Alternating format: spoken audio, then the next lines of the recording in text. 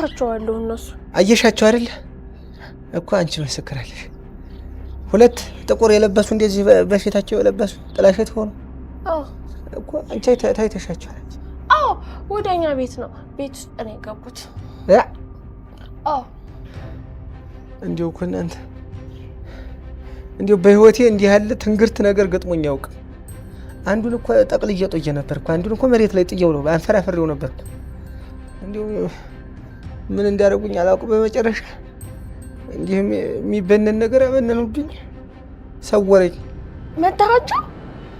መታቸው ነበር እግሬ ስር ጥዬው ጠቅልዬ ጥዬው ነበር እኮ አንዱ እኮ የለም ነበር የፎከርኩ እኮ ነው እንደገና እኮ ፎከር እኮ አንዱን ለመፈለግ ሲዘጋጅ እኮ ነው ተየት መጣ እንዲያላላልኩ እንዲው ምኑ ላይ እንደሆነ ምን እንደነኩኝ እንጃ እና ግን ስልክ ሆነ የት አሉ ታዲያ የት አለ እቺ ደሞ እንዲው እዛ እንጂ ስፎክር በነበረበት ቦታ እግሬ ስራ አጋድሚው እንዴት አረደ በሪ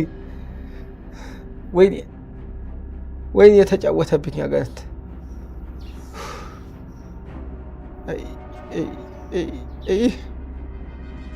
አሁን እንዲው እስቲ ማን ያምናል እስቲ እንዲው አሁን አጋንንት በቀን መጥቶ እንዲህ ያደርገኛል ብሎ ማን ያስባል ሲወለድም ገነትንም አዩዋቸው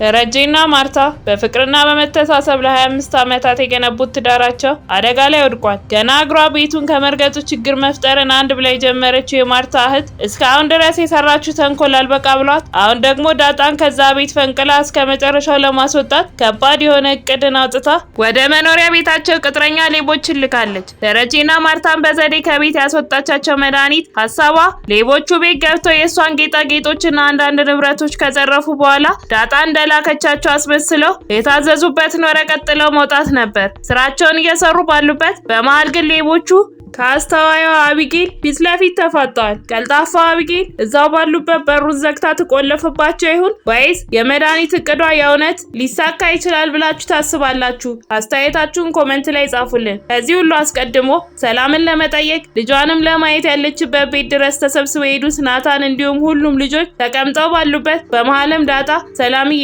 በህልሜ እየመጣሽ እያስጨነቅሽኝ ነው ያለሽው ብላ ንግግሯን ስትጀምር የደነገጠው ናታንን ተይ እንደዚህ አይባልም ዳጣ ሰው ቤት መተን ሲላት እሷ ግን ልትሰማው ፈጽሞ ፍቃደኛ አልነበረችም። አይ ናታን ዛሬማ ግዴታ ነው ሰላምዬ አልፈታሽም ዛሬ ልቤ የጠረጠረውን አረጋግጬ ሁሉንም አውቄ በሙሉ ልብ ነው መሄድ የምፈልገው። እዛ ደብዳቤ ላይ ስለ እናቴ የሆነ ነገር ጽፈሻል ከኔ እድሜ በላይ ነው እዛ ቤት ውስጥ የኖርሽው ስለዚህ ስለሷ አንድ ነገር ታውቂያለሽ አንድ እርግጠኛ የሆንኩበት ጉዳይ አለ ስለ እናቴ ንገሪኝ ብላ ስትጠይቃት ሰላምም ስለ ነገሩ ምንም እንደማታውቀውና እኔ በምን ላውቅ እችላለሁኝ ዳጣዬ ብላ ስትጠይቃት ዳጣ በንዴት አምልጣት ይኸውልሽ ሰላምዬ አውቃለሁ አንቺ በደንብ አባዬ እኔን ከየት እንደወለደኝ ታውቂያለሽ ምክንያቱም እዛ ቤት ውስጥ የነበርሽው አንቺ ነሽ ስትላት ሰላምም ረጋ ብላ ነገሩን በድጋሚ እንዳታነሳ አስባ እንዴ አንቺ የጋሼ ልጅ ነሽ እንዴ ብላ ስትጠይቃት ዳጣም ግምቷ ልክ እንዳልሆነ ተሰምቷት በድንጋጤ አይ ሰላምዬ ብላ እየተርበተበተች ትመልስላታለች። ሰላምም ትቀጥልና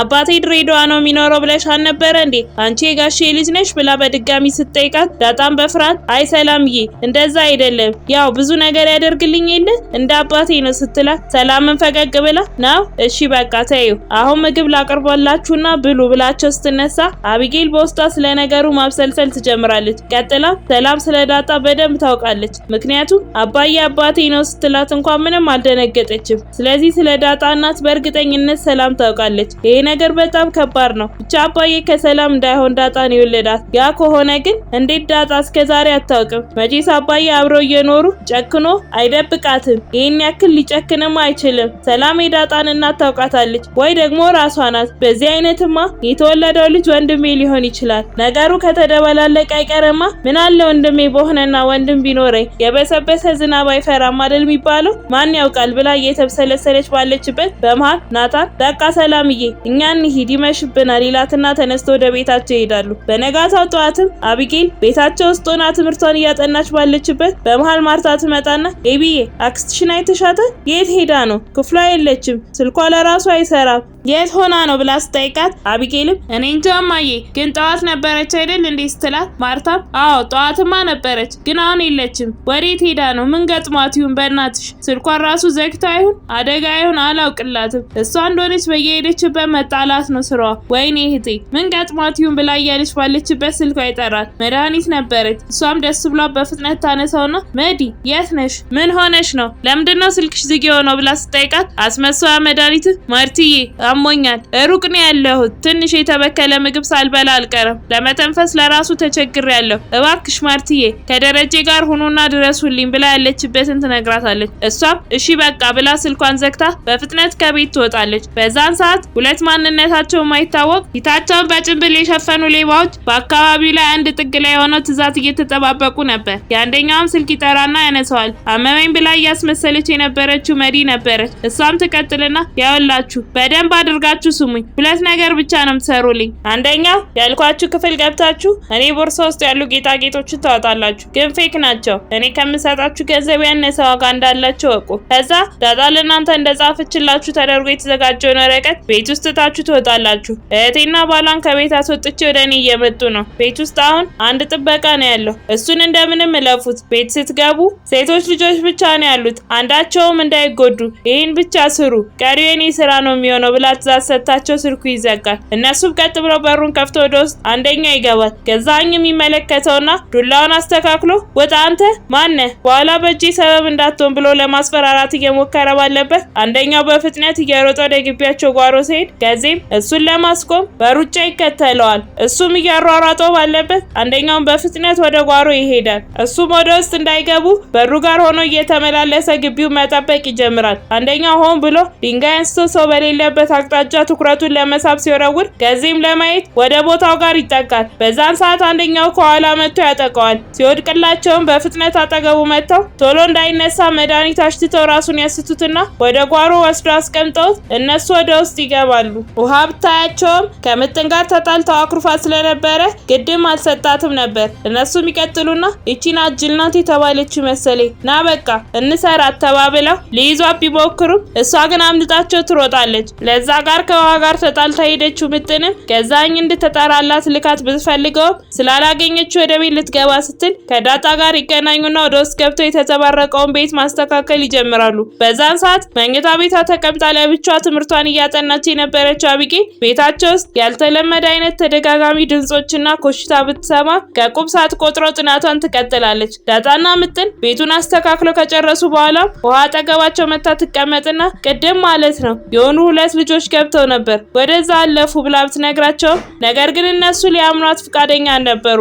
አቢጌል አሁንም ድረስ እየሰማችሁ ባለችው ድምጽ ግራ እንደተጋባች ነበር ያለችው። ቀጥላም ከአልጋዋ ወርዳ ነገሩን ለማየት ከክፍሏ ትወጣለች። በዚህም ሰዓት ነው ሌባዎቹ መድኃኒት ክፍል ውስጥ ገብተው እየበረበሩ ባሉበት የደረሰችባቸው። አቢጌል ከሌባዎቹ ጋር ፊት ለፊት ተፋጣለች። በቀጣይ ምን የሚፈጠር ይመስላችኋል? ሀሳብ እንዲሁም አስተያየታችሁን ኮሜንት ላይ ጻፉልን።